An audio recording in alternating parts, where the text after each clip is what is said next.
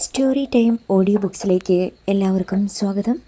K Sudhakaran എഴുതിയ novel മഴമുകിൽ പക്ഷി തുടരുന്നു. ജാസ്മിൻ ഊണുമുറിയിലേക്ക് വന്നു. സാധാരണ കാണാറുള്ള പ്രസന്നത അവളുടെ മുഖത്തില്ലെന്ന് ക്രിസ്റ്റിക്ക് തോന്നി. എന്തുപറ്റി? നല്ല ക്ഷീണമുള്ളല്ലോ ജാസ്മിന്. ഇന്നലത്തെ യാത്രയുടേതാണോ? അവൻ ചോദിച്ചു. ഉറക്കം വിളിച്ച് പഠിച്ചാൽ ക്ഷീണിക്കാതിരിക്കുമോ? ഇന്നലെ രാത്രി 12 മണി കഴിഞ്ഞു കാണും അവൾ ഉറങ്ങാൻ കിടന്നപ്പോൾ. ജെനി വാത്സല്യത്തോടെ പറഞ്ഞു. ചേച്ചി, എനിക്ക് കുറച്ച് കാപ്പി വേണം. ജാസ്മിൻ ഒരു കസേര നീക്കിയിട്ടിരുന്നു. ജെനി എഴുന്നേറ്റ് അടുക്കളയിലേക്ക് പോയി. എനിക്ക് ക്രിസ്റ്റിയോട് സംസാരിക്കാനുണ്ട്, ജാസ്മിൻ ശബ്ദം താഴ്ത്തി പറഞ്ഞു. അവൻ ചോദ്യഭാവത്തിൽ അവളുടെ മുഖത്തേക്ക് നോക്കി. ഞാൻ മുകളിലേക്ക് വരാം. എന്തോ ഗൗരവമുള്ള സംഗതിയാണ് അവൾക്ക് സംസാരിക്കാനുള്ളതെന്ന് അവന് മനസ്സിലായി. ഭക്ഷണം കഴിഞ്ഞിട്ട് അവൻ മുകളിലത്തെ മുറിയിലേക്ക് പോയി. അല്പനേരം കഴിഞ്ഞപ്പോൾ ജാസ്മിൻ കോണിപ്പടികൾ കയറി അവൻ്റെ മുറിയിലേക്ക് വന്നു. വാ, നമുക്ക് ബാൽക്കണിയിലേക്ക് പോകാം. അവൻ ബാൽക്കണിയിലേക്കുള്ള വാതിൽ തുറന്നു. അവർ പുറത്തേക്കിറങ്ങിച്ചെന്ന് കൈവരിയിൽ പിടിച്ചു നിന്നു. താഴ്വരയിലെ കൃഷിത്തോട്ടങ്ങളിൽ അപ്പോഴും മഞ്ഞിൻ്റെ അവശിഷ്ടമുണ്ടായിരുന്നു. പർവ്വതങ്ങൾ പലതും മഞ്ഞുമറയുടെ പിന്നിലായിരുന്നു. ആർക്കു വേണ്ടിയാണ് ക്രിസ്റ്റി എന്നോട് കള്ളം പറഞ്ഞത്? പെട്ടെന്ന് ജാസ്മിൻ ചോദിച്ചു. മനസ്സിലായില്ല. അവൻ അവളുടെ നേർക്ക് നോക്കി. കൊച്ചുറാണി എന്ന ആ പെൺകുട്ടി മാനഭംഗം ചെയ്യപ്പെട്ടിട്ടില്ലെന്നും അവൾ നിലവിളിച്ച് ശബ്ദമുണ്ടാക്കിയപ്പോൾ വായു പൊത്തിപ്പിടിച്ചത് കാരണം ശ്വാസം മുട്ടി മരിച്ചെന്നുമാണ് ക്രിസ്റ്റി എന്നോട് പറഞ്ഞിട്ടുള്ളത്. അതെ, ചീത്ത വിചാരത്തോടെ അവളെ ഒന്നും ചെയ്തിട്ടില്ല ഞാൻ. ദുർബലമായ സ്വരമായിരുന്നു അവൻ്റേത്. പക്ഷേ പോസ്റ്റ്മോർട്ടം റിപ്പോർട്ടിൽ അങ്ങനെയല്ലല്ലോ. കോഴിക്കോട് മെഡിക്കൽ കോളേജിലെ ഫോറൻസിക് വിഭാഗത്തിലെ ഡോക്ടർ രേഖപ്പെടുത്തിയിരിക്കുന്നത്. ജാസ്മിൻ്റെ നോട്ടത്തിന് മുന്നിൽ അവൻ ചൂടി നിന്നു. മാറത്തും വയറ്റത്തും തുടകളിലും നഖങ്ങളും പല്ലുകളും ഏൽപ്പിച്ച മുറിവുകൾ, ശരീരത്ത് ലൈംഗിക ബന്ധം നടന്നതിൻ്റെ അവശിഷ്ടങ്ങൾ. ഉത്തരവാദിത്തപ്പെട്ട ഒരു ഡോക്ടർ അങ്ങനെ റിപ്പോർട്ട് എഴുതുമെന്ന് വിശ്വസിക്കാനും മാത്രം മണ്ടിയല്ല ഞാൻ. ക്രിസ്റ്റിയുടെ മുഖം കുനിഞ്ഞു. സത്യം പറ, എന്താണുണ്ടായത്? ചാട്ടുളി പോലെ ചെന്ന ചോദ്യമേറ്റ് അവൻ പെട്ടെന്ന് തലയുയർത്തി. സത്യം അറിഞ്ഞാൽ ജാസ്മിൻ എന്നെ വെറുക്കും, അവൻ പറഞ്ഞു. കള്ളം പറഞ്ഞ ക്രിസ്റ്റിയോടാണ് എനിക്കിപ്പോൾ വെറുപ്പ്. സത്യം ഞാൻ പറയാം, പക്ഷേ നീ അത് വിശ്വസിക്കുകയില്ല. എൻ്റെ ക്ഷമയെ പരീക്ഷിക്കാതെ കാര്യം പറ ക്രിസ്റ്റി, അവൾ ആവശ്യപ്പെട്ടു. പോസ്റ്റ്മോർട്ടം ചെയ്ത ഡോക്ടർ എഴുതിയ റിപ്പോർട്ട് 100% ശരിയാണ്. കൊച്ചുറാണിയുടെ എതിർപ്പിനെ അവഗണിച്ച് അവളെ നിശബ്ദയാക്കിയിട്ടാണ് ഞാൻ അവളെ. എനിക്ക് ഭ്രാന്തായിരുന്നു. ഞാൻ പറഞ്ഞില്ലേ, എൻ്റെ ശരീരത്തിൽ ചെകുത്താൻ കയറിയ സമയമായിരുന്നു അത്. മതി വരുവോളം ഞാനവളെ. ആരും ഒന്നും അറിയാതിരിക്കാൻ വേണ്ടിയാണ് ഞാൻ കൊച്ചുറാണിയുടെ കഴുത്തിൽ ഞെക്കിപ്പിടിച്ച് ശ്വാസം മുട്ടിച്ചു കൊന്നത്. ജാസ്മിൻ സ്തബ്ധയായി നിന്നു. നിന്റെ സൗഹൃദവും സ്നേഹവും നഷ്ടപ്പെടുമെന്ന് ഭയന്നാണ് ഞാൻ ഈ സത്യം നിന്നിൽ നിന്ന് മറച്ചു വെച്ചത്. എല്ലാം അറിഞ്ഞു കഴിഞ്ഞാൽ എന്നെ പേടിച്ച് ആ നിമിഷം നീ സ്ഥലം വിടും. അതൊക്കെ ഓർത്താണ്. ചെയ്ത തെറ്റിന് ഞാൻ ശിക്ഷ അനുഭവിച്ചു കഴിഞ്ഞു. എന്നിട്ടും മാറാത്ത കുറ്റബോധം എൻ്റെ മനസ്സിലുണ്ട്. അവൾ ഒരക്ഷരം പോലും പറഞ്ഞില്ല. അർഹിക്കാത്തതൊന്നും ആഗ്രഹിക്കരുതെന്ന് കുട്ടികളായിരുന്നപ്പോൾ അച്ചാച്ചൻ ഞങ്ങളെ പഠിപ്പിച്ചിട്ടുണ്ട്. അർഹിക്കാത്തതൊന്നും അതിനുശേഷം ഞാൻ ആഗ്രഹിച്ചിട്ടില്ല, ഒന്നൊഴികെ. അതെൻ്റെ മുന്നിൽ നിൽക്കുന്ന നീയാണ്. താഴേക്ക് കുറുകെ ശബ്ദമുണ്ടാക്കി ചിലച്ചുകൊണ്ട് ഒരു പറ്റം പക്ഷികൾ പറന്നുപോയി. വെയിലുദിച്ചത് കാരണം മൂടൽ മഞ്ഞ് അലിഞ്ഞുപോയി. ഇപ്പോൾ എല്ലാം വ്യക്തമായി കാണാം, കൃഷിത്തോട്ടങ്ങളും പർവ്വതങ്ങളും. ജാസ്മിൻ ഒന്ന് നെടുവീർപ്പിട്ടു. എല്ലാം തുറന്നു പറഞ്ഞതിൽ നന്ദി. പക്ഷേ ഇത് കുറച്ച് നേരത്തെ ആകാമായിരുന്നു. പക്ഷേ ഇപ്പോഴും എനിക്കൊരു സംശയം ബാക്കിയുണ്ട്. ഇനിയും വല്ല സത്യവും പറയാൻ ബാക്കിയുണ്ടോ? അവൾ ചോദിച്ചു. ഇല്ല, ജാസ്മിൻ എന്നെ വിശ്വസിക്കാം, അവൻ പറഞ്ഞു. എന്നും ഞാൻ എല്ലാവരെയും വിശ്വസിച്ചിട്ടേ ഉള്ളൂ. പോണ്ടിച്ചേരിയിലേക്ക് ഞാൻ പഠിക്കാനായി വണ്ടി കയറിയ അന്ന് റെയിൽവേ സ്റ്റേഷനിൽ വെച്ച് മമ്മി എനിക്കൊരു ഉപദേശം തന്നു. മോളെ, ഈ ലോകം കള്ളവും കാപട്യവും നിറഞ്ഞതാണ്. കണ്ണുമടച്ച് ആരെയും വിശ്വസിക്കരുത്. പക്ഷെ മമ്മിയുടെ ഉപദേശം പൂർണ്ണമായി സ്വീകരിക്കാൻ എനിക്കിതുവരെ കഴിഞ്ഞിട്ടില്ല. അതെൻ്റെ വീക്ക്നെസ്. ക്രിസ്റ്റി ഒന്നും പറഞ്ഞില്ല. നാളെ ഞാൻ തിരിച്ചു പോവുകയാണ്. ഒരുപാട് സന്തോഷവും അതിലേറെ ദുഃഖവും മനസ്സിൽ പേറിയാണ് ഞാൻ പോകുന്നത്. ഇനി എൻ്റെ ശല്യം ഉണ്ടാവുകയില്ല. ജാസ്മിൻ കോണിപ്പടികൾ ഇറങ്ങി താഴേക്ക് വന്നു. സ്വന്തം മുറിയിൽ ചെന്ന് അവൾ ഏറെ നേരം ഒരു പ്രതിമയെപ്പോലെ ഇരുന്നു. നാളെ ആലപ്പുഴയ്ക്ക് പോകണം. വീട്ടിൽ പപ്പയും മമ്മിയുമായി ഒത്ത് 2-3 ദിവസം താമസിക്കണം. അത് കഴിഞ്ഞ് പോണ്ടിച്ചേരിക്ക് മടങ്ങണം. തീസിസ് പൂർത്തിയാക്കി യൂണിവേഴ്സിറ്റിയിൽ സമർപ്പിക്കണം. പിന്നെ വേണ്ട, ഭാവിയെക്കുറിച്ച് ഒരു സ്വപ്നവും കാണണ്ട. തൻ്റെ ഫീൽഡ് സർവേ പൂർത്തിയാക്കിയതായി പ്രൊഫസറെ അറിയിച്ചിട്ട് മതി വീട്ടിലേക്ക് പോകുന്നതെന്ന് ജാസ്മിന് തോന്നി. അവൾ മൊബൈൽ എടുത്ത് പ്രൊഫസർ ഗുണശേഖരനെ വിളിച്ചു. ഉടൻ തന്നെ അദ്ദേഹം കോൾ എടുത്തു. സർ, ജാസ്മിനാണ്. മനസ്സിലായി, പറയൂ. സാർ ഇപ്പോൾ ഫ്രീ ആണോ? അവൾ തിരക്കി. അടുത്ത 20 മിനിറ്റ് ഞാൻ ഫ്രീ ആണ്. സർ, ഞാൻ കഴിഞ്ഞ ആഴ്ച ഒരു റിപ്പോർട്ട് അയച്ചിരുന്നല്ലോ. അതിൽ ക്രിസ്റ്റി എന്ന വ്യക്തിയെക്കുറിച്ച് എഴുതി തന്നതിൽ നിന്ന് വളരെ വ്യത്യസ്തമായി ചില ഇൻഫർമേഷൻ കൂടി ഇന്ന് കിട്ടിയിട്ടുണ്ട്. എന്താണത്? ആ റേപ്പും കൊലപാതകവും അയാളുടെ കയ്യബദ്ധം കൊണ്ട് സംഭവിച്ചതായിരുന്നില്ല. It was planned and brutally executed. ക്രിസ്റ്റിയിൽ നിന്ന് അല്പം മുമ്പ് അറിയാൻ കഴിഞ്ഞ വിവരങ്ങൾ അവൾ പ്രൊഫസർ ഗുണശേഖരനോട് പറഞ്ഞു. ജാസ്മിൻ, ഇതുവരെ നിന്റെ സ്റ്റഡി കൃത്യമായി തന്നെ നടന്നിട്ടുണ്ട്. But you will have to do one more thing. ഇനി ഞാൻ എന്താണ് സാർ ചെയ്യേണ്ടത്? അവൾ ചോദിച്ചു. ഈ വിക്ടിമിനെ കുറിച്ച് നിനക്ക് എന്തെങ്കിലും അറിയാമോ? കൊച്ചുറാണി എന്ന ഇരയെക്കുറിച്ച് ക്രിസ്റ്റി പറഞ്ഞിട്ടുള്ള കാര്യങ്ങളല്ലാതെ ഒന്നും അറിഞ്ഞിട്ടില്ല. Why don't you visit that place and collect more facts from there? പ്രൊഫസറുടെ നിർദ്ദേശം യുക്തിസഹമായ ഒന്നാണെന്ന് പെട്ടെന്ന് ജാസ്മിന് മനസ്സിലായി. നെല്ലിയാമ്പതി സന്ദർശിച്ച് കൊച്ചുറാണിയുമായി ബന്ധപ്പെട്ട ആളുകളെ കണ്ട് സംസാരിക്കണം. അവരിൽ നിന്ന് കൂടുതൽ വിവരങ്ങൾ അറിയാൻ സാധിക്കും. താങ്ക് യു സർ, ഞാൻ അവിടെ പോകാം, അവൾ പറഞ്ഞു. ഗുഡ്. എന്തെങ്കിലും ഫലം കിട്ടാതിരിക്കില്ല എന്നാണ് എൻ്റെ വിശ്വാസം. അദ്ദേഹം സംസാരം അവസാനിപ്പിച്ചു. ജാസ്മിൻ അല്പനേരം ചിന്തിച്ചിരുന്നു. നെല്ലിയാമ്പതി എന്ന സ്ഥലപ്പേര് കേട്ടിട്ടുണ്ട്, പക്ഷെ അവിടേക്ക് മുമ്പൊരിക്കലും പോയിട്ടില്ല. പാലക്കാട് ജില്ലയിലെ മലമ്പ്രദേശമാണെന്ന് മാത്രം അറിയാം. പക്ഷേ അവിടെ പോയാൽ തന്നെ 13-14 വർഷം മുമ്പ് നടന്ന ഒരു സംഭവവുമായി ബന്ധപ്പെട്ട ആളുകളെ കണ്ടുപിടിക്കാൻ സാധിക്കുമോ? ഒരുപക്ഷെ കൊച്ചുറാണിയുടെ കുടുംബാംഗങ്ങളെ തേടിപ്പിടിക്കാൻ സാധിച്ചേക്കും. അവൾ ഏക മകളായിരുന്നെന്നും അവളുടെ അപ്പൻ ചാക്കോച്ചൻ തോട്ടം തൊഴിലാളിയായിരുന്നെന്നും റോസമ്മ ഫാം സൂപ്രണ്ട് വർഗീസിൻ്റെ വീട്ടിൽ ജോലിക്ക് പോകുമായിരുന്നെന്നും ക്രിസ്റ്റി പറഞ്ഞറിയാം. എന്തായാലും നെല്ലിയാമ്പതിയിലേക്ക് പോവുക തന്നെ. തൃശ്ശൂർ അയ്യന്തോളിൽ ഒരു കൂട്ടുകാരിയുണ്ട്. അവിടെ പോയിട്ട് അതിരാവിലെ പുറപ്പെട്ടാൽ ഉച്ചയ്ക്ക് മുമ്പ് നെല്ലിയാമ്പതിയിൽ എത്തിയേക്കും. അവൾ ഉടൻ തന്നെ മൊബൈലെടുത്ത് റുക്സാനയെ വിളിച്ചു. ആലപ്പുഴയിൽ അവളുടെ ക്ലാസ്മേറ്റ് ആയിരുന്നു റുക്സാന. ഇപ്പോൾ നിക്കാഹ് കഴിഞ്ഞ് തൃശ്ശൂരാണ് താമസം. നീ ഏത് വണ്ടിക്കാണ് വരുന്നതെന്ന് പറഞ്ഞാൽ മതി. ഇക്കായി ഞാനും കൂടെ റെയിൽവേ സ്റ്റേഷനിൽ കാറുമായി വരാം, റുക്സാന പറഞ്ഞു. ഇന്ന് തന്നെ ഞാൻ വരുന്നുണ്ട്, നീ വേഗം വാ. എത്ര നാളായി നിന്നെ കണ്ടിട്ട്? ഒത്തിരി കാര്യങ്ങൾ പറയാനുണ്ട് എനിക്ക്.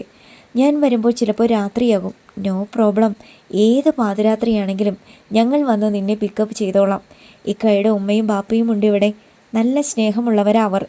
പിന്നെ എൻ്റെ മോൾ മുത്തും. ശരി, ഞാൻ വിളിക്കാം. അവൾ ഫോൺ കട്ട് ചെയ്തു. എന്നിട്ട് ബാഗ് എടുത്ത് 2-3 ദിവസത്തെ താമസത്തിനുള്ള വസ്ത്രങ്ങളും മറ്റ് സാധനങ്ങളും അതിൽ വെച്ചു. ജാസ്മിൻ പിന്നെ ജെനിയുടെ അടുത്തേക്ക് ചെന്നു. ഉച്ചയൂണിന് കറിയുണ്ടാക്കാൻ സവാളയുടെ തൊലി പൊളിച്ചുകൊണ്ട് ജെനിയുടെ അടുത്തുണ്ടായിരുന്നു ബോബി. ഇച്ചായ, എന്നെ കോവിലൂർ മാർക്കറ്റിൽ ഒന്ന് വിടാമോ? ജാസ്മിൻ ചോദിച്ചു. എവിടെ പോകാനാ? ജെനി ചോദിച്ചു. തൃശ്ശൂരൊന്ന് പോണം. എൻ്റെ കൂടെ സെൻറ്റ് ജോസഫ്സിൽ പഠിച്ച റുക്സാനയെ ചേച്ചിക്ക് ഓർമ്മയില്ലേ? അവളിപ്പോൾ തൃശ്ശൂരാണ്. അവൾ ഇന്നെന്നെ വിളിച്ചു. നീ എങ്ങനെ പോകും ജാസ്മിൻ? ബോബി ചോദിച്ചു. മൂന്നാറിൽ നിന്ന് തൃശ്ശൂർക്ക് ബസ് കിട്ടില്ലേ? തൃശ്ശൂർക്ക് നേരിട്ട് കിട്ടാൻ പ്രയാസമായിരിക്കും. ഇന്ന് തന്നെ എനിക്ക് പോകണം ഇച്ചായ. 5 മിനിറ്റിനകം ഞാൻ റെഡിയാകും. അവൾ റൂമിൽ ചെന്ന് വേഗം വേഷം ധരിച്ചു. ബാഗും എടുത്ത് വന്നപ്പോൾ പോകാൻ തയ്യാറായി ബോബി കാറിലിരിക്കുന്നുണ്ടായിരുന്നു. നീ എന്ന് തിരിച്ചു വരും മോളെ? ജെനി ചോദിച്ചു. 2 ദിവസം കഴിഞ്ഞ്. ഞാൻ ചെന്നിട്ട് വിളിക്കാൻ ചേച്ചി. അവൾ പോകുന്ന കാര്യം ക്രിസ്റ്റി അറിയുന്നുണ്ടാവുമോ എന്ന് ജാസ്മിന് സംശയമുണ്ടായിരുന്നു. അറിഞ്ഞാലും എവിടേക്കാണ് പോകുന്നതെന്ന് ഊഹിക്കാൻ പോലും സാധ്യതയില്ല. കാറിൽ അവളെ ബോബി കോവിലൂർ മാർക്കറ്റിനടുത്ത് കൊണ്ടുവന്ന് വിട്ടു. അപ്പോൾ ആലുവ ബസ് വന്ന് കിടക്കുന്നുണ്ടായിരുന്നു. ആലുവയിലെത്തിയപ്പോൾ അവൾ 4 മണി കയറിയിരുന്നു. അവിടുന്ന് ഒരു ട്രെയിൻ കിട്ടി.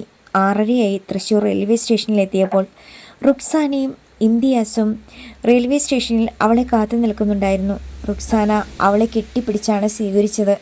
നീയങ്ങ് തടിച്ചു പോയല്ലോടി, പക്ഷെ ഇപ്പോഴും സുന്ദരിയാണ് കേട്ടോ, ജാസ്മിൻ പറഞ്ഞു. അത് കേട്ട് ഇംതിയാസ് പുഞ്ചിരിച്ചു. അയ്യന്തോളിൽ ബിസിനസ്സാണ് അയാൾക്ക്. കാറിലിരുന്നു കൊണ്ട് തന്നെ കൂട്ടുകാരികൾ 2 പേരും പഴയ കോളേജ് ജീവിതത്തിൻ്റെ തമാശകൾ ഓർമ്മിച്ച് ചിരിച്ചു. പുതിയ 2 വീടായിരുന്നു റുക്സാനയുടേത്. ഉമ്മയെയും ഉപ്പയെയും അവൾ ജാസ്മിന് പരിചയപ്പെടുത്തി കൊടുത്തു. ഇന്ന് രാത്രിയിൽ മാത്രമേ ഞാനിവിടെ ഉണ്ടാവൂ. നാളെ രാവിലെ എനിക്കൊരു സ്ഥലം വരെ പോകണം. അത്താഴം കഴിഞ്ഞപ്പോൾ ജാസ്മിൻ വെളിപ്പെടുത്തി. എവിടെ? നെല്ലിയാമ്പതിയിൽ. ഇവിടുന്ന് നേരിട്ട് ബസ് കിട്ടില്ല, ഇന്ത്യാസ് പറഞ്ഞു. പാലക്കാട് ചെന്നാലോ? അവിടുന്ന് കിട്ടും. അതിരാവിലെയുള്ള പാലക്കാട് ബസ്സിൽ എന്നെ കയറ്റി വിട്ടാൽ ഉപകാരമായിരുന്നു, അവൾ പറഞ്ഞു. അത് വിടാം. രാത്രി വളരെ നേരം റുക്സാനയും ജാസ്മിനും സംസാരിച്ചിരുന്നു. പിന്നെയാണ് ഉറങ്ങാൻ കിടന്നത്. മുകളിലത്തെ നിലയിലുള്ള മുറിയാണ് ജാസ്മിന് കൊടുത്തത്. അവൾ ഉറക്കം വരാതെ വളരെ നേരം കിടന്നു. അപ്പോഴാണ് അവളുടെ മൊബൈലിൽ ഒരു കോൾ വന്നത്. നോക്കിയപ്പോൾ ക്രിസ്റ്റിയാണ് വിളിക്കുന്നത്. കോൾ എടുക്കണോ എന്നൊരു നിമിഷം അവൾ സംശയിച്ചു. ചിലപ്പോൾ എന്തെങ്കിലും സംസാരിക്കാനുണ്ടായിരിക്കും അവന്. ജാസ്മിൻ എഴുന്നേറ്റ് ബെഡിലിരുന്നു. പിന്നെ കോൾ എടുത്തു. ഹലോ. ഒട്ടും സൗഹൃദമില്ലായിരുന്നു അവളുടെ സ്വരത്തിൽ. ജാസ്മിൻ എന്നോട് പിണങ്ങിപ്പോയതാണോ? ക്രിസ്റ്റി ചോദിച്ചു. ഞാൻ എന്തിനു പിണങ്ങണം? പിന്നെന്താ ഒരു വാക്കുപോലും പറയാതെ? അതിൻ്റെ ആവശ്യമുണ്ടെന്ന് തോന്നിയില്ല. ഒരു നിമിഷ നേരത്തെ നിശബ്ദത. എവിടെയാണിപ്പോൾ? അവൻ ചോദിച്ചു. ഒരു ഫ്രണ്ടിൻ്റെ വീട്ടിൽ. എപ്പോഴാണ് തിരിച്ചു വരുന്നത്? തീരുമാനിച്ചിട്ടില്ല, അവൾ പറഞ്ഞു. ഞാൻ വിളിച്ചത് ഒരു കാര്യം പറയാനാണ്. എന്ത് കാര്യം? ഫാദർ ബെഞ്ചമിൻ ഇന്ന് ജാസ്മിനെ തിരക്കി. എന്തിന്? സീരിയസ് ആയിട്ടൊരു കാര്യം സംസാരിക്കാനാണ്. എന്താണ്? അത് ഞാൻ പറയില്ല. ക്രിസ്റ്റി കോൾ കട്ട് ചെയ്തു. ഇരുട്ടിൽ ജാസ്മിൻ മിഴിച്ചു നോക്കിയിരുന്നു. ഫാദർ ബെഞ്ചമിൻ എന്തിനായിരിക്കും തന്നെ അന്വേഷിച്ചത്? എത്ര ചിന്തിച്ചിട്ടും ജാസ്മിൻ ഒരു പിടിയും കിട്ടിയില്ല. എന്തോ സീരിയസ് കാര്യമാണെന്നാണ് ക്രിസ്റ്റി പറഞ്ഞത്. പക്ഷേ എന്താണതെന്ന് പറയാൻ ക്രിസ്റ്റി തയ്യാറുമല്ല. ഒന്ന് വിളിച്ചു ചോദിച്ചാലോ? വേണ്ട, പറയാൻ തയ്യാറല്ലാത്ത ആളെ നിർബന്ധിക്കാതിരിക്കുന്നതാണ് മാന്യത. വീട് മാറി കിടന്നതുകൊണ്ടാവാം ജാസ്മിന് ഉറക്കം വന്നതേയില്ല. അവൾ പലതും ആലോചിച്ച് തിരിഞ്ഞും മറിഞ്ഞും കിടന്നു. അപ്പോഴാണ് വാതിലിൽ ആരോ ചെറുതായി മുട്ടുന്നത് പോലെ അവൾക്ക് തോന്നിയത്. ഇരുട്ടിൽ കണ്ണുകൾ തുറന്ന് അവൾ തലയുയർത്തി നോക്കി. കതക് ഉള്ളിൽ നിന്നും കുറ്റിയിട്ടിട്ടില്ലല്ലോ എന്ന് പെട്ടെന്നാണ് അവൾക്ക് ഓർമ്മ വന്നത്. വാതിൽ ശബ്ദമുണ്ടാക്കാതെ ആരോ തുറക്കുന്നതും പാൻസൺ ഷർട്ടും ധരിച്ച ഒരു നിഴൽ രൂപം അകത്തേക്ക് കയറി വരുന്നതും മങ്ങി ഇരുട്ടിൽ അവൾ കണ്ടു. അവൾ ഞെട്ടിപ്പോയി. റുക്സാനയുടെ ഇക്ക ഇന്ത്യാസ്. അത്രക്കാരനാണോ അയാൾ? എന്താണ് സംഭവിക്കാൻ പോകുന്നതെന്നറിയാൻ വേണ്ടി കണ്ണുകൾ പാതി തുറന്ന് ഉറക്കം നടിച്ച് ജാസ്മിൻ കിടന്നു. നിഴൽ രൂപം മെല്ലെ വന്ന് അവളുടെ അടുത്ത ബെഡിൽ ഇരുന്നു. ജാസ്, നീ ഉറങ്ങിയോ? താഴ്ന്ന സ്വരത്തിലുള്ള ആ ചോദ്യം കേട്ടപ്പോൾ അവൾക്ക് ആളിനെ മനസ്സിലായി. ഇന്ത്യാസ് ആയിരുന്നില്ല അത്, റുക്സാനയായിരുന്നു. ഛേ, വെറുതെ ആ പാവത്തിനെ തെറ്റിദ്ധരിച്ചു. അല്ല, എന്താടി? ജാസ്മിൻ വേഗം എഴുന്നേറ്റിരുന്നു. കിടന്നിട്ട് ഉറക്കം വന്നില്ല. നിന്നെ കണ്ടപ്പോൾ എനിക്ക് പഴയ കാര്യങ്ങൾ പലതും ഓർമ്മയിൽ വന്നു. മറക്കാൻ ശ്രമിച്ചിട്ടും ഓർമ്മയിൽ നിന്ന് പോകാത്ത. അവൾ എന്താണ് ഉദ്ദേശിക്കുന്നതെന്ന് ജാസ്മിന് പെട്ടെന്ന് മനസ്സിലായി. നീ ഇന്ന് ഇന്ത്യാസിൻ്റെ വൈഫാണ്. സന്തോഷകരമായ ഒരു ദാമ്പത്യ ജീവിതം നയിക്കുന്നവളാണ്, ജാസ്മിനെ ഓർമ്മിപ്പിച്ചു. എല്ലാം ശരിയാണ്. പക്ഷേ വലിയ വലിയ സന്തോഷങ്ങൾക്കിടയിലും ചില കുഞ്ഞു കുഞ്ഞു ദുഃഖങ്ങൾ നമ്മളെ വേദനിപ്പിച്ചുകൊണ്ടേയിരിക്കാറില്ലേ? ഇപ്പോഴും എനിക്കതിൽ നിന്ന് മോചനം കിട്ടിയിട്ടില്ല, റുക്സാന പറഞ്ഞു. ജാസ്മിൻ കൈനീട്ടി ബെഡ്റൂം ലാമ്പിൻ്റെ സ്വിച്ചിൽ വിരലമർത്തി. മുറിയിൽ അരണ്ട വെളിച്ചം പരന്നു. ആ വെളിച്ചത്തിൽ റുക്സാനയുടെ നനവുള്ള കണ്ണുകൾ അവൾ കണ്ടു. പൈജാമയും ഷർട്ടുമാണ് അവൾ ധരിച്ചിരുന്നത്. പുറത്ത് ആരും കണ്ടിട്ടില്ലാത്ത മനോഹരമായ മുടി അവൾ വൃത്തിയായി കെട്ടിവെച്ചിരുന്നു. ജാസ്, നീ പിന്നെ ഫിറോസിനെ കണ്ടിട്ടുണ്ടോ? 2 തവണ കണ്ടിട്ടുണ്ട്, ജാസ്മിൻ പറഞ്ഞു. അവിടെ തന്നെയാണോ ഇപ്പോഴും? അല്ല, എറണാകുളത്തൊരു ഹോട്ടലിൽ വെയിറ്ററാണ്. ഒരു തുള്ളി കണ്ണീർ റുക്സാനയുടെ കവിളിലൂടെ ഒലിച്ചിറങ്ങി. നിക്കാഹ് കഴിഞ്ഞിട്ടില്ല, റുക്സാന ഒന്ന് തേങ്ങി. സക്രിയ ബസാറിലെ ഒരു ചെരുപ്പ് കടയിൽ സെയിൽസ്മാനായിരുന്നു വെളുത്ത് നല്ല ഉയരമുള്ള ഫിറോസ് എന്ന ചെറുപ്പക്കാരൻ. ചെരുപ്പ് വാങ്ങാൻ ചെന്നപ്പോൾ തുടങ്ങിയ പരിചയമാണ് ഒടുവിൽ അവനുമായി റുക്സാന പ്രണയത്തിലാവാൻ കാരണം. ഈരാറ്റുപേട്ടയിലെ കോടീശ്വരനായ വ്യാപാരിയുടെ മകളാണ് റുക്സാന. കടപ്പുറത്തെ പുറമ്പോക്കിൽ താമസിക്കുന്ന മീൻ കച്ചവടക്കാരൻ്റെ മകന് അവളെ സ്വപ്നം കാണാൻ പോലും യോഗ്യതയില്ലായിരുന്നു. ഒടുവിൽ അത് തന്നെ സംഭവിച്ചു. മകളുടെ പ്രണയകഥ അറിയാനിട വന്ന വാപ്പ ഒരു ദിവസം കാറുമായി ഹോസ്റ്റലിൽ വന്ന് പിടിച്ച പിടിയാലെ അവളെ ഈരാറ്റുപേട്ടയിലേക്ക് കൊണ്ടുപോയി. പിന്നെ അവൾ കോളേജ് കണ്ടിട്ടില്ല. 3 മാസത്തിനകം അവളുടെ നിക്കാഹ് നടത്തി. കണ്ടപ്പോൾ എൻ്റെ കാര്യം വല്ലതും ചോദിച്ചോ? ഇല്ല, ജാസ്മിൻ നുണ പറഞ്ഞു. എന്നെ മറന്നു കാണും. ജാസ്മിൻ മിണ്ടിയില്ല. എറണാകുളത്ത് മറൈൻ ഡ്രൈവിൽ വെച്ച് കഴിഞ്ഞ കൊല്ലം യാദൃശ്ചികമായി ഫിറോസിനെ കണ്ട കാര്യം അവൾക്ക് ഓർമ്മ വന്നു. അന്ന് റുക്സാനയെക്കുറിച്ച് അവൻ എല്ലാം ചോദിച്ചറിഞ്ഞു. കണ്ണുനീർ വന്നില്ലെങ്കിലും അവൻ ഉള്ളിൽ കരയുന്നുണ്ടായിരുന്നു. ഞാൻ കുറച്ചു നേരം ഇവിടെ നിൻ്റെ അടുത്ത് കിടന്നോട്ടെ ഇന്ത്യാസ്? പറഞ്ഞിട്ടാണ് ഞാൻ വന്നത്. ജാസ്മിൻ അല്പം നീങ്ങിക്കിടന്ന് സ്ഥലമുണ്ടാക്കി കൊടുത്തു. റുക്സാന അവളുടെ അടുത്ത് കിടന്നു. ഞങ്ങളുടെ നിക്കാഹ് കഴിഞ്ഞിട്ട് ഇപ്പോൾ 3 വർഷമാകുന്നു. നിനക്കറിയാമല്ലോ, ഇത്ര നാളായിട്ടും ഇതുവരെ ഞാൻ ഗർഭം ധരിച്ചിട്ടില്ല. ഫിറോസിനെ കുറിച്ചുള്ള ഓർമ്മ ഇപ്പോൾ കൂടിക്കൂടി വരികയാണ്. റുക്സാന തേങ്ങിക്കരഞ്ഞു. ആശ്വസിപ്പിക്കാൻ വാക്കുകളില്ലാത്തതിനാൽ ജാസ്മിൻ അവളെ ചേർത്ത് പിടിച്ചു കിടന്നു. കുറേ നേരം കഴിഞ്ഞപ്പോൾ അവൾ ഉറങ്ങി. ജാസ്മിന് അപ്പോഴും ഉറക്കം വന്നില്ല. പരാജയപ്പെട്ട ആദ്യ പ്രേമം ഒരു പെണ്ണിനും ഒരിക്കലും മറക്കാൻ പറ്റില്ലെന്ന് അവൾക്ക് തോന്നി. അതെന്നും വേദനിപ്പിച്ചുകൊണ്ടേയിരിക്കും. അത്തരം ഒരു വേദന ജീവിതകാലം മുഴുവൻ അനുഭവിക്കാൻ വിധിക്കപ്പെട്ടവളാണോ ഞാനും? ക്രിസ്റ്റിയെക്കുറിച്ച് കുറേയേറെ കാര്യങ്ങൾ മനസ്സിലാക്കാൻ കഴിഞ്ഞിട്ടുണ്ട്. എങ്കിലും ഇപ്പോഴും സംശയത്തിൻ്റെ നിഴലിലാണവൻ. പക്ഷേ ഈ അന്വേഷണത്തിൻ്റെ അവസാനം അവൻ 100% ഒരു ക്രിമിനലാണ് എന്ന സത്യമാണ് വെളിപ്പെടുന്നതെങ്കിലോ? അതിലും നല്ലത് നാളെ രാവിലെ വന്ന സ്ഥലത്തേക്ക് തന്നെ തിരിച്ചു പോകുന്നതല്ലേ? തീരുമാനമെടുക്കാൻ കഴിയാതെ ജാസ്മിൻ തിരിഞ്ഞും മറിഞ്ഞും കിടന്നു. നേരം പുലർന്നു കഴിഞ്ഞിട്ടും ബ്ലാങ്കറ്റിനുള്ളിൽ ബോബിയെ കെട്ടിപ്പിടിച്ച് ജെനി കിടന്നു. ബോബി ചായ, അവൾ ആലസ്യത്തോടെ വിളിച്ചു. കണ്ണുകൾ തുറക്കാതെ അയാൾ മൂളി. ഉറങ്ങുവാണോന്നറിയാൻ വിളിച്ചതാ, അവൾ പറഞ്ഞു. അല്ല, ഞാൻ ആലോചിച്ചുകൊണ്ട് കിടക്കുമായിരുന്നു. അതിരാവിലെ എന്താണ് ഇത്ര ആലോചിക്കാൻ? അവൾ കളിയായി ചോദിച്ചു. നമ്മുടെ കുഞ്ഞ് മോനായിരിക്കുമോ അതോ മോളായിരിക്കുമോ എന്ന്. അയാളുടെ മറുപടി കേട്ടപ്പോൾ അവൾക്ക് ചിരി വന്നു. ഇനിയിപ്പോൾ ആലോചിച്ചിട്ട് ഒരു പ്രയോജനവുമില്ല. ദൈവം തീരുമാനമെടുത്തു കഴിഞ്ഞു. അതെന്താണെന്ന് നമ്മൾക്കറിയത്തില്ലെന്നേ ഉള്ളൂ, അവൾ പറഞ്ഞു. ശരിയാ, 7-8 മാസം കൂടി വെയിറ്റ് ചെയ്യേണ്ടി വരും. അത് സാരമില്ല, ബോബി ആശ്വസിച്ചു. അവർ അല്പനേരം പരസ്പരം ചൂട് പകർന്ന് കെട്ടിപ്പുണർന്ന് കിടന്നു. അങ്ങനെയാണ് അവർ മരം കൊച്ചുന്ന തണുപ്പിനെ പലപ്പോഴും തോൽപ്പിക്കാറുള്ളത്. ഇനി എനിക്കൊരാഗ്രഹമുണ്ട് ജെനി, അയാൾ പറഞ്ഞു. എന്താണ്? ക്രിസ്റ്റിയെ കൊണ്ട് കെട്ടിക്കണം. അവൾ ഒന്നും മിണ്ടിയില്ല. എന്താ നീ ഒന്നും പറയാത്തെ? അതെത്ര എളുപ്പമുള്ള കാര്യമാണോ ഇച്ചായ? ജെനി ചോദിച്ചു. അതെന്താ, അവൻ ജയിൽ പുള്ളി ആയതുകൊണ്ടാണോ? അതെ, അടിപിടി കേസിലോ മോഷണത്തിനോ ആണ് ജയിൽ ശിക്ഷ അനുഭവിച്ചെങ്കിൽ ഏത് പെണ്ണും ക്ഷമിച്ചെന്ന് വരും. പക്ഷേ ശരിയായിരിക്കാം. പക്ഷേ ക്രിസ്റ്റിയെ ആദ്യമൊക്കെ നിനക്കും പേടിയായിരുന്നല്ലോ. എന്നിട്ടിപ്പോഴോ? അവൻ പാവമാണ്, അടുക്കുമ്പോഴേ അത് മനസ്സിലാകൂ, അവൾ പറഞ്ഞു. ഏതെങ്കിലും ഒരു പെണ്ണ് അവനെ അടുത്തറിയുമെന്നും അവനെ കെട്ടാൻ തയ്യാറാകുമെന്നുമാണ് എൻ്റെ വിശ്വാസം. അതിന് ചാൻസ് കുറവല്ലേ ബോബിച്ചായ? വീട്, ഹോട്ടൽ, കൃഷിത്തോട്ടം, ഇത് 3ഉം വിട്ട് അവന് വേറെ സമ്പർക്കമൊന്നുമില്ലല്ലോ. പിന്നെ ഏത് പെണ്ണുമായി അടുപ്പത്തിലാകാനാ? ജെനി ചോദിച്ചു.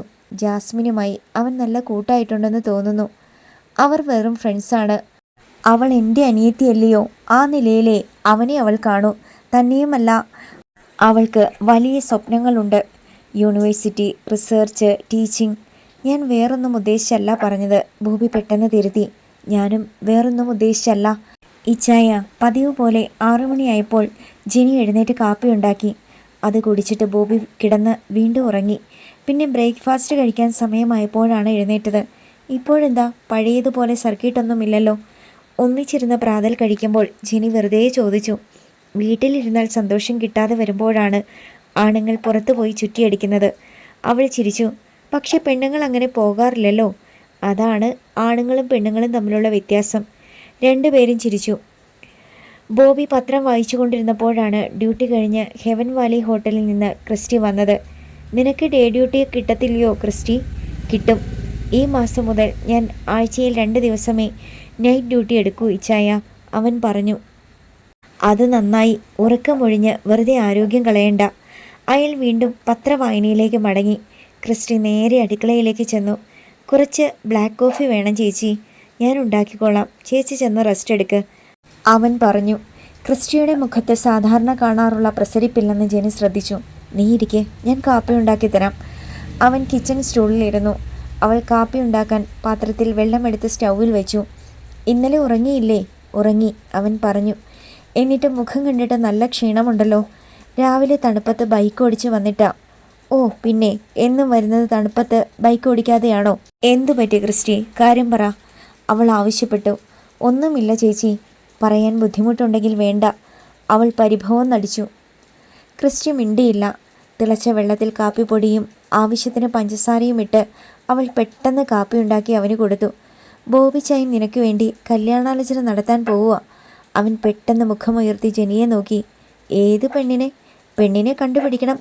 നിനക്കിഷ്ടമുള്ള ആരെങ്കിലും മനസ്സിലുണ്ടെങ്കിൽ ബോബിച്ചായനോട് പറയണം. എന്നോട് പറഞ്ഞാലും മതി. ജെനി അവൻ്റെ മുഖത്തേക്ക് നോക്കി. ചിന്തയിൽ മുഴുകിയിരുന്നതേ ഉള്ളൂ അവൻ. കൃഷിയും ഹോട്ടലുമായി മാത്രം നടന്നാൽ പോരാ ക്രിസ്റ്റി. നീ സ്ഥിരമായി പള്ളിയിൽ പോകണം.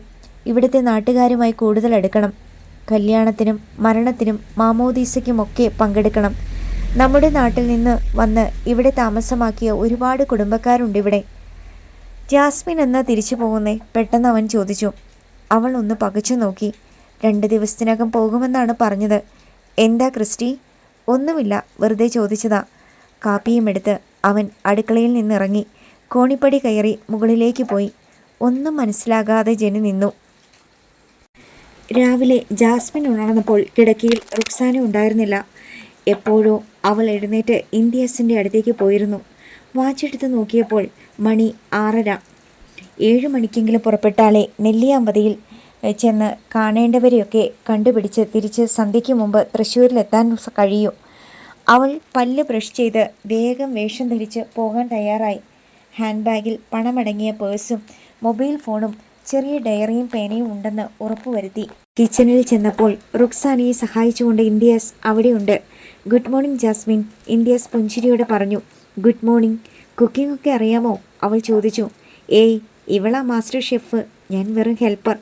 അല്ല ജാസ്, എന്നേക്കാൾ നന്നായി കുക്ക് ചെയ്യും ഇക്ക, റുക്സാന പറഞ്ഞു. സ്നേഹസമ്പന്നനും സുന്ദരനുമായ ഒരു ഭർത്താവിനെ കിട്ടിയിട്ടും ഇപ്പോഴും അവളുടെ മനസ്സ് ആ പഴയ കാമുകനിൽ കൊളുത്തിക്കിടക്കുന്നു. അപ്പവും ആവി പറക്കുന്ന കോഴിക്കറിയും അവർ അവൾക്ക് വിളമ്പി. നല്ല കൊഴുത്ത ചായയും. ബസ്സിൽ ഒറ്റയ്ക്ക് പോയാലൊന്നും ജാസ്മിൻ്റെ ഉദ്ദേശം നടക്കത്തില്ല. അതുകൊണ്ട് ഞാൻ ഒരാളിനെ ഏർപ്പാടാക്കിയിട്ടുണ്ട്. അവൾ കഴിച്ചുകൊണ്ടിരിക്കുമ്പോൾ ഇന്ത്യസ് പറഞ്ഞു. ആരെ? ഹനീഫ എന്നാണ് അവൻ്റെ പേര്. അവൻ ജീപ്പുമായി നെന്മാറയിൽ കാത്തു നിൽക്കും. ഞാൻ നമ്പർ തരാം. അവിടെ ബസ് ഇറങ്ങിയിട്ട് വിളിച്ചാൽ മതി. അവൻ വന്ന് ജാസ്മിനെ നെല്ലിയാമ്പതിയിൽ കൊണ്ടുപോകും. വളരെ നന്ദി. എനിക്ക് പെട്ടെന്ന് തിരിച്ചു വരാനും പറ്റും. അവൾ സന്തോഷം മറച്ചു വെച്ചില്ല. എങ്കിലും മനസ്സിൻ്റെ അടിത്തട്ടിൽ ഒരു പ്രതീക്ഷ കിടന്നു. ഈ യാത്ര വെറുതെയാണ്.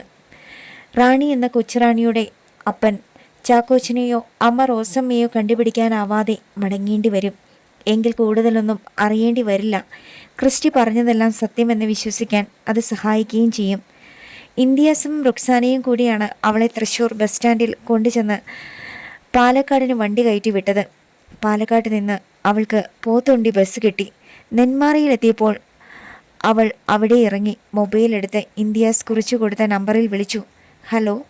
ആദ്യത്തെ ബെല്ലടിച്ചപ്പോൾ തന്നെ കോൾ കിട്ടി. ഹനീഫയല്ലേ? അവൾ ചോദിച്ചു.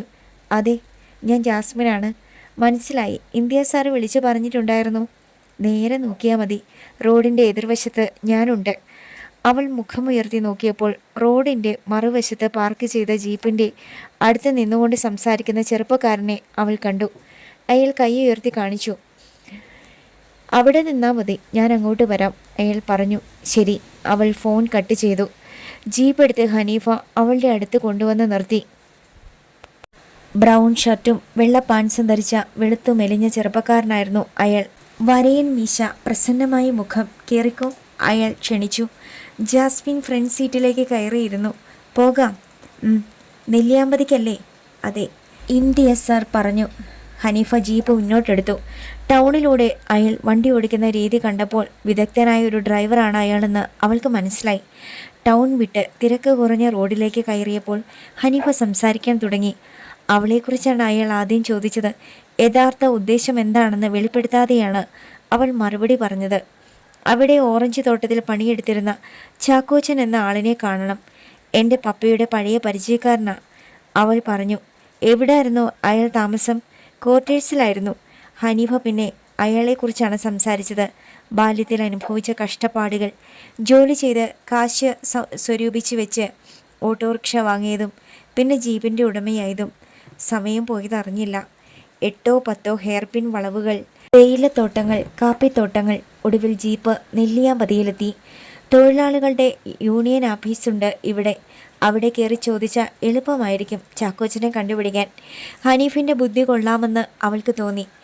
ജംഗ്ഷനിലെത്തി ഒരു ചായക്കടയ്ക്ക് സമീപത്തുള്ള പഴയ 2 നില കെട്ടിടത്തിന് മുന്നിൽ ജീപ്പ് നിന്നു. മുകളിലത്തെ നിലയുടെ കൈവരിയിൽ യൂണിയൻ ഓഫീസിൻ്റെ ബോർഡ് തൂങ്ങുന്നത് ജാസ്മിൻ കണ്ടു. വാ നമുക്ക് ചോദിക്കാം. ഹനീഫിൻ്റെ പിന്നാലെ അവൾ കോണിപ്പടി കയറി മുകളിലത്തെ നിലയിലേക്ക് ചെന്നു. ചെറിയ ഒറ്റ മുറിയായിരുന്നു യൂണിയൻ ഓഫീസ്. മേശയും 4 കസേരകളും പിന്നെ 4-5 ബെഞ്ചുകളും. 2 ചെറുപ്പക്കാർ ഗൗരവഭാവത്തിൽ സംസാരിച്ചു കൊണ്ടിരിക്കുന്നു. ഹനീഫയെയും ജാസ്മിനെയും കണ്ട് അവർ പെട്ടെന്ന് നിശബ്ദരായി. ഞാൻ ഒരാളെ കാണാൻ വന്നതാണ്, ജാസ്മിൻ ആമുഖമായി പറഞ്ഞു. ആരെയാ? താടി വെച്ച ചെറുപ്പക്കാരൻ ചോദിച്ചു. ഇവിടെ ഓറഞ്ച് ഫാമിൽ ജോലി ചെയ്തിരുന്ന ചാക്കോച്ചൻ എന്ന ആളിനെ കാണാനാണ്. ക്വാർട്ടേഴ്സിലായിരുന്നു താമസം. മനസ്സിലാകാത്ത മട്ടിൽ ചെറുപ്പക്കാർ പരസ്പരം നോക്കി. അയാളുടെ വൈഫിൻ്റെ പേര് റോസമ്മ എന്നാണ്. സോറി, ഇപ്പോൾ ചാക്കോച്ചൻ എന്ന പേരുള്ള ആരും തോട്ടത്തിൽ ജോലി ചെയ്യുന്നില്ല. ക്വാർട്ടേഴ്സിൽ താമസവുമില്ല. ചിലപ്പോൾ പുള്ളി റിട്ടയർ ചെയ്ത് പോയി കാണും. താടി വയ്ക്കാത്ത ചെറുപ്പക്കാരൻ പറഞ്ഞു. ജാസ്മിന് ആശ്വാസമായി. ഉടൻ തിരിച്ചു പോകാമല്ലോ. താങ്ക്സ്. ഹനീഫയ്ക്ക് പിന്നാലെ ജാസ്മിൻ കോണിപ്പടി ഇറങ്ങി. എൻ്റെ ഒരു ഇളയപ്പ പണ്ടിവിടുത്തെ തൊഴിലാളിയായിരുന്നു. ചിലപ്പം ഇളയപ്പയ്ക്ക് ഈ ചാക്കോച്ചനെ അറിയാമായിരിക്കും. നമ്മൾ പോകുന്ന വഴിക്ക് ചുമ്മാ ചോദിച്ചു നോക്കാം, ഹനീഫ പറഞ്ഞു. താല്പര്യമില്ലാതെ അവൾ മൂളി. ജീപ്പ് 2 കിലോമീറ്റർ ഓടി. ചെറിയൊരു ചായക്കടയുടെ മുന്നിൽ ചെന്ന് വണ്ടി നിന്നു. ഇരിക്കെ, ഞാനിപ്പം വരാം. അവളെ ജീപ്പിലിരുത്തിയിട്ട് ഹനീഫ ചായക്കടയിലേക്ക് കയറിപ്പോയി. എത്രയും വേഗം അയാൾ വരണേ എന്നായിരുന്നു അവളുടെ പ്രാർത്ഥന. ഉടൻ തന്നെ ഹനീഫ വന്നു. ചാക്കോച്ചന് ഒരു മോളുണ്ടായിരുന്നോ? അയാൾ ചോദിച്ചു. അവളെ ഒരുത്തൻ കൊന്നുകളഞ്ഞു. ശരിയാണോ? മിണ്ടാനാവാതെ അവൾ തലകുലുക്കുക മാത്രം ചെയ്തു. എനിക്കറിയാം വീടെവിടാണെന്ന്. നമുക്ക് അങ്ങോട്ട് പോകാം. ജാസ്മിന് വിശ്വസിക്കാൻ കഴിഞ്ഞില്ല.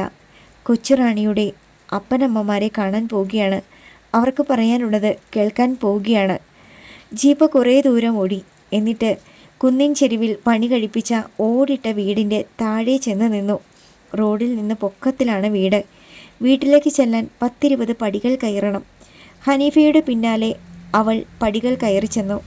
ചെറിയ മുറ്റം. വാതിൽ അടഞ്ഞു കിടക്കുന്നു. ആരുമില്ലേ ഇവിടെ? ഹനീഫ വിളിച്ചു ചോദിച്ചു. വാതിൽ തുറന്ന് തല നരച്ചൊരു സ്ത്രീ ഇറങ്ങി വന്നു. ചാക്കോച്ചൻ്റെ വീടല്ലേ ഇത്? അതെ. ആരാ? എവിടുന്നാ? അവർ സംശയത്തോടെ ജാസ്മിനെ എന്ന് നോക്കി. കൊച്ചുറാണിയുടെ അമ്മച്ചിയല്ലേ? അവൾ ചോദിച്ചു. അവർ ഒന്ന് ഞെട്ടി. അതെ, റോസമ്മ അമ്മച്ചി.